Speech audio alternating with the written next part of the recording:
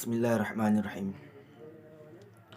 Assalamualaikum warahmatullahi wabarakatuh. Alhamdulillahirabbil alamin, wassalatu wassalamu ala asyrafil anbiya'i wa mursalin, Sayyidina Muhammadin wa ala alihi wa ashabihi ajma'in, amma ba'd. Alhamdulillah, puji syukur kita panjatkan kehadirat Allah Subhanahu wa ta'ala, karena kita masih diberikan banyak kenikmatan, di antaranya nikmat kesehatan, kesempatan, begitu pula nikmat keimanan. Salawat serta salam kita kirimkan kepada junjungan Nabiullah Muhammad sallallahu alaihi wasallam.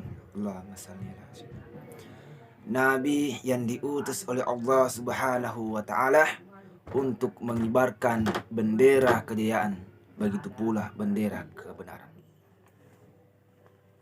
Baiklah, saya akan menjelaskan beberapa tugas dari Guru Ta. Yang pertama, menjelaskan Islam dan sasaran pendekatan studi agama. Yang kedua, menjelaskan Islam dengan pendekatan teologi normatif. Yang ketiga, menjelaskan Islam dengan pendekatan filologi. Yang keempat, menjelaskan Islam dengan pendekatan studi hukum. Dan yang terakhir, menjelaskan Islam dengan pendekatan antropologis. Yang pertama, menjelaskan Islam dan sasaran pendekatan studi agama.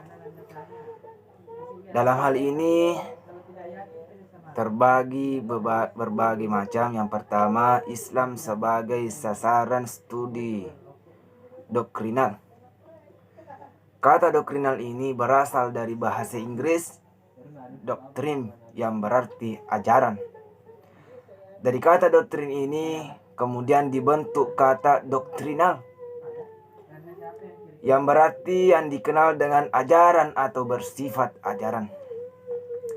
Sedangkan studi doktrinal berarti studi yang berkenan dengan ajaran atau studi tentang sesuatu yang bersifat teoritis dalam arti tidak praktis. Uraian ini berkenan dengan Islam sebagai sasaran atau objek studi doktrinal tersebut. Ini berarti dalam studi doktrinal kali yang dimaksud adalah studi tentang ajaran Islam atau studi Islam dari sisi teori-teori yang dikemukakan oleh Islam. Pembagian yang kedua yaitu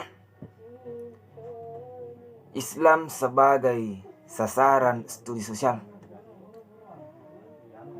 Islam sebagai sasaran studi sosial ini dimaksudkan sebagai studi tentang Islam sebagai gejala sosial. Hal ini menyangkut keadaan masyarakat yang menganut agama lengkap dengan struktur, lapisan, serta berbagai gejala sosial. Berbagai gejala sosial lainnya yang saling berkaitan. Dengan demikian, yang menjadi objek dalam kaitan dengan Islam sebagai sasaran studi sosial adalah Islam yang telah menggejala atau yang sudah menjadi fenomena Islam.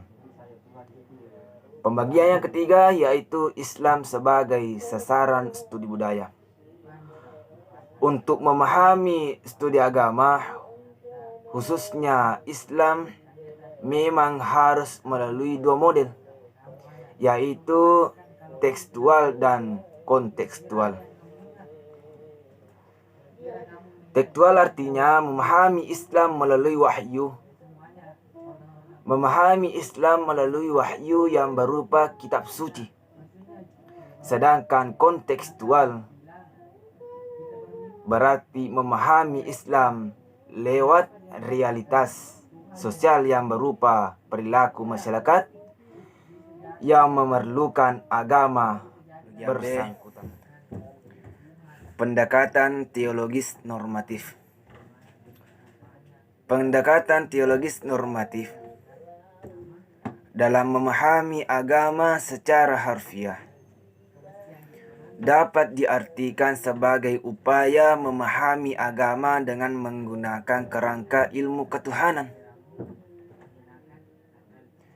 yang bertolak dari suatu keyakinan bahwa wujud empirik dari suatu keagamaan dianggap sebagai yang paling benar dibandingkan dengan yang lainnya. Pendekatan teologis ini selanjutnya erat kaitannya dengan pendekatan normatif, yaitu pendekatan yang memandang agama dari segi ajarannya yang pokok dan asli dari Tuhan, yang di dalam belum terdapat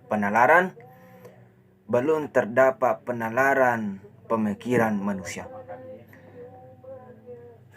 Kebenaran mutlak dari Tuhan, tidak ada kekurangan sedikit pun dan nampak bersikap ideal. Bagian C yaitu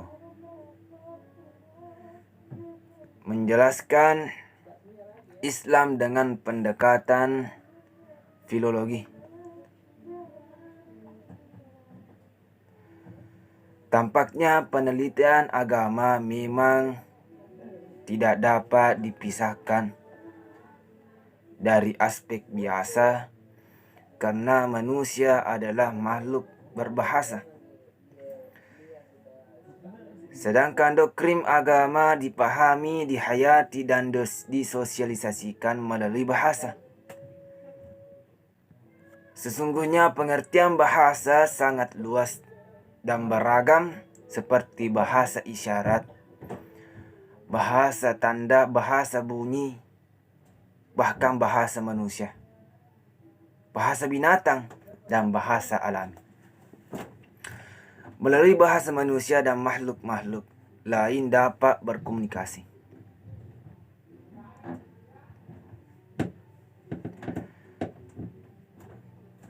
Pembahasan berikut mengenai bahasa yang tersempit dan diartikan sebagai kata-kata yang digunakan untuk menggunakan perasaan atau memerintah.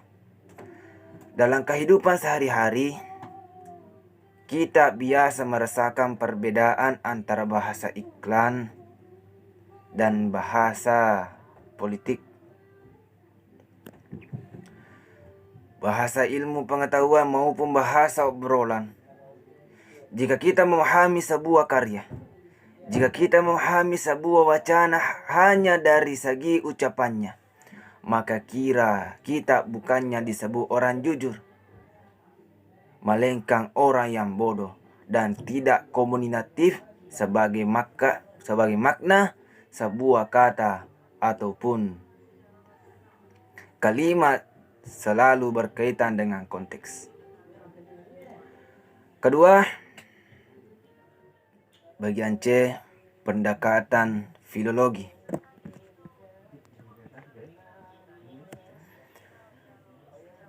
Penelitian agama dengan menggunakan pendekatan filologi dapat dibagi dalam 3 pendekatan. Yang pertama, metode tafsir. Pendekatan filologi dengan Al-Quran adalah pendekatan atau metode tafsir. Metode tafsir merupakan metode tertua dalam pengkajian agama. Sesuai dengan namanya, tafsir berarti penjelasan, pemahaman dan perincian atas kitab suci, sehingga isi pesan kitab suci dapat dipahami sebagaimana dikehendaki oleh Tuhan. Berkaitan dengan penelitian agama, tujuan tafsir adalah menjelaskan, menerangkan, menyikapkan kandungan kitab suci, pesan yang terkandung di dalamnya, baik berupa hukum, baik berupa moral, baik berupa spiritual, baik berupa perintah maupun larangan, dapat dipahami, dihayati, dan diamalkan. Bagian D, pendekatan hukum Islam. Istilah hukum Islam merupakan rangkaian kata yang populer dan dipergunakan dalam bahasa Indonesia. Para ahli hukum Islam mendefinisikan fikih adalah ilmu pengetahuan tentang hukum-hukum yang bersifat operasional bersifat amaliyah yang dihasilkan dari dalil-dalil yang berpotensi, yang dihasilkan dari dalil-dalil yang terperinci. Sedangkan syariat atau hukum adalah seperangkat urutan dasar tentang tingkah laku manusia yang ditetapkan secara umum dan dinyatakan langsung oleh Allah dan Rasul. Yang terakhir, pendekatan antropologis. Pendekatan antropologis dalam memahami agama dapat diartikan sebagai salah satu upaya untuk memahami agama dengan cara melihat. Penelitian antropologis yang indikatif, yaitu turun ke lapangan tanpa berpijak pada, atau setidaknya dengan upaya membebaskan diri dari kungkuan teori-teori formal yang pada dasarnya sangat abstrak, sebagai yang dilakukan di bidang sosiologi dan lebih-lebih ekonomi yang mempergunakan model-model matematis.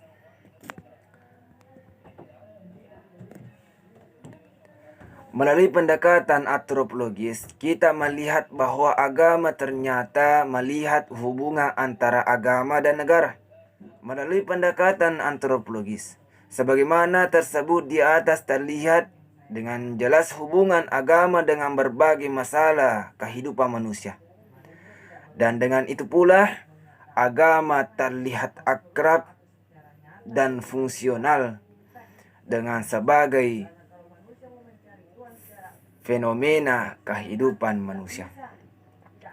Dengan demikian, pendekatan antropologis sangat dibutuhkan dalam memahami ajaran agama Islam.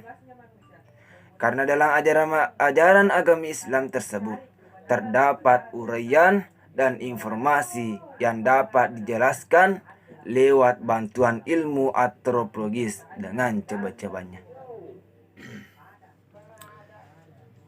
Itulah penjelasan dari saya. Kurang lebihnya mohon dimaafkan. Wabillahi taufiq wa sa'adah. Assalamualaikum warahmatullahi wabarakatuh.